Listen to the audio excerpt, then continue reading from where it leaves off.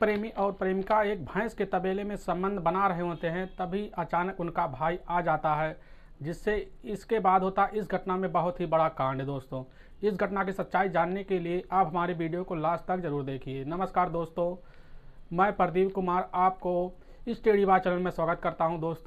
दोस्तों, आज की यह जो घटना है, यह घटना है उत्तर प्रदेश के गोंडा के ही, जो कि एक छोटे से गांव की, उसी गांव में जो कि एक मोहनी नाम की एक 24 साल की एक लड़की थी, और उसका जो कि एक भाई था जो कि अंकुर, जिसका उम्र 22 साल था। उससे जो कि मोहिनी सेवा जो कि सिर्फ 2 साल का वह छोटा था, और जिसमें उसके माता पिता थे जो कि मोहिनी के, और उसी में वह अच्छे से खासे से रह रहे होते हैं।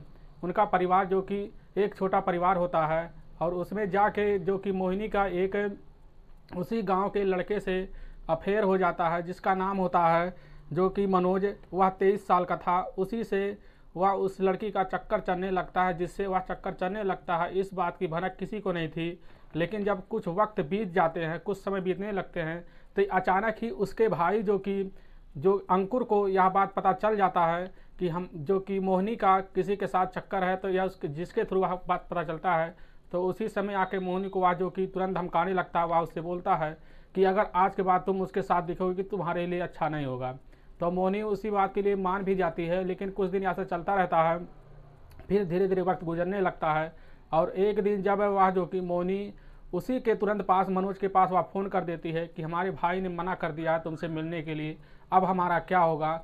लेकिन उसी समय मनोज कहता है हमारे पास एक ही रास्ता है, जब तुम शाम को शौच के लिए निकलो या सुबह निकलो शौच के लिए, यानी कि टॉयलेट के लिए निकलो, तो हमसे मिल लेना, तो हम तुमसे मिल लेंगे। तो उसी समय वह जो कि वह भी राज़ी हो जाती है।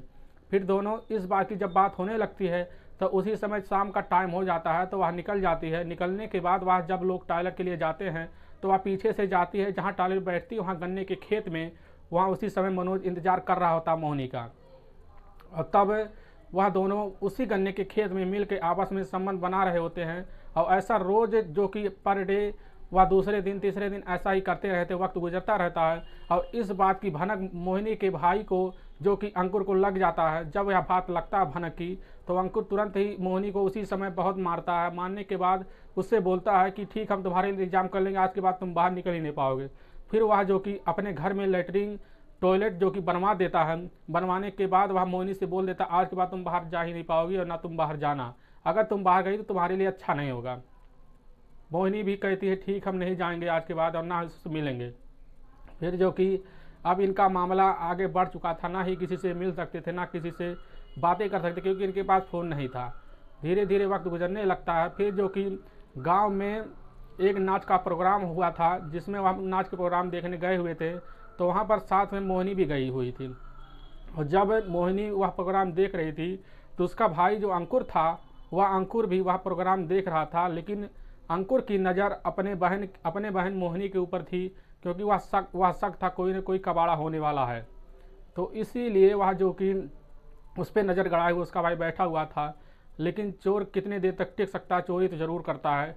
और उसी समय उसके पीछे ही जो कि वह मनोज मौजूद होता है, और मनोज उसी समय इशारा कर देता है मोहिनी को, और मोहिनी वहाँ से तुरंत ही बाथरूम के बहाने वहाँ से निकल जाती है। जिससे वहाँ निकलने के बाद उसका भाई मनोज जो कि वह मनोज के साथ निकल जाते हैं, और उसका जो भाई होता है अंकुर, वह ढूंढने लगता है। और ढूंढते ढूंढते वह पहुँच जाता है उसी जो कि थोड़ी देर पे देखता है, तो वहाँ पर जो कि उसकी जो बहन थी, इससे पहले ही वह पहुँच के जो कि भैंस के एक तबेले में वो दोनों जो कि उसी में वह दोनों नग्न होकर वहाँ पर लेट के वह संबंध बनाते हैं, और बार बार संबंध बना रहे होते। तभी इसका भाई जो अंकुर था, वह उसी समय वहाँ संबंध बनाते हुए पहुँच जाता है, और इनको वह नग्न अवस्था में देख लेता है। तुरंत वहाँ से डंडा उठाता है, और डंडा उठा के उसी समय वह जो कि मनोज को मारने लगता है। मनोज वहाँ से फरार होने के लिए भागता है, लेकिन वह हो नहीं पाता, और वह गिर जाता है। और लेकिन उसकी बहन जो थी वह वहाँ से भाग जाती है। भागने के बाद मनोज को मौका मिल जाता है वहाँ से ना भागने की, और जो कि उसी समय उठा के अंकुर वहाँ डंडा मनोज को बहुत मारता है, जिससे मारते मारते उसके सर पे वार पे करते करते जो कि उसी समय वह जो कि मनोज की उसी समय मृत्यु हो जाती है। फिर वहाँ से भाग के अंकुर अपने घर आता है, और अपने बहन से यह बात बोल देता है कि हमने उसका मर्डर कर दिया, यह बात तुम किसी को मत बताना। लेकिन यह बात छुपने वाली कहाँ थी, यह बात छुपती कैसे।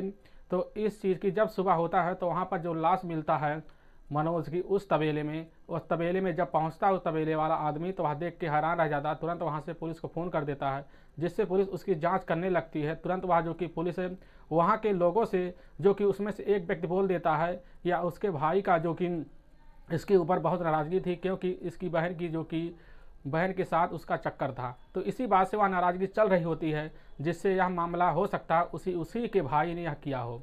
तो पुलिस तुरंत उसके ऊपर, भाई के ऊपर, अंकुर के ऊपर शक हो जाता है। तुरंत उसके भाई को अरेस्ट कर लेता है और पुलिस जब अरेस्ट करने के बाद उसको टार्चर करता है उसके भाई को, और जब ज़्यादा टार्चर कर देता है तो वह ज़्यादा देर टिक नहीं पाता, जिससे सारी सच्चाई का बोलने के लिए तैयार हो जाता है। वह बताता है कि हमारी बहन के साथ इसके कई जो कि महीनों से चक्कर चल रहा। अपने बहन को हम यह बात मना करते थे, लेकिन यह मानने वाला नहीं था, इसीलिए हमें अपने अंदर खून खौलता हुआ देखकर यह बात हमसे रहा नहीं गया और हम गुस्से में आकर उसी समय जो कि हमारी बहन के साथ वह तबेले में था और उसी समय उसकी हम हत्या कर दी और वहाँ से भाग गए।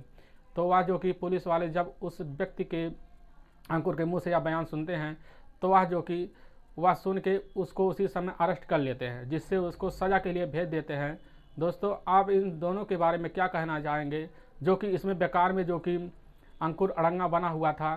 क्योंकि अगर वो जो इसमें थी मोहिनी, वह चाहती तो कोई और मनोज ढूंढ लेती, और जो कि वह ढूंढ भी लेगी, हो सकता है ढूंढ लेगी, और जो कि हो सकता है जो अंकुर था वह जेल में अब समय बिताएगा बाकी का समय हुआ, और वह जो था मनोज, वह तो अपनी ज़िंदगी से हाथ धो चुका है।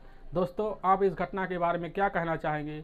इनको क्या सज़ा मिलनी चाहिए, कड़ी से कड़ी? आप जो भी कहना चाहेंगे, और ऐसी घटना के बारे में क्या कहना चाहेंगे, जो भी कहना चाहेंगे हमारे कमेंट बॉक्स में ज़रूर करें। दोस्तों, अगर थोड़ा सा ही हमारा वीडियो आपको पसंद आ रहा तो हमारे चैनल को लाइक और सब्सक्राइब और शेयर जरूर कर दीजिए, जिससे हम आपके बहुत आभारी रहेंगे। फिर मिलेंगे नेक्स्ट वीडियो लेके, तब तक के लिए राम राम, जय हिंद दोस्तों।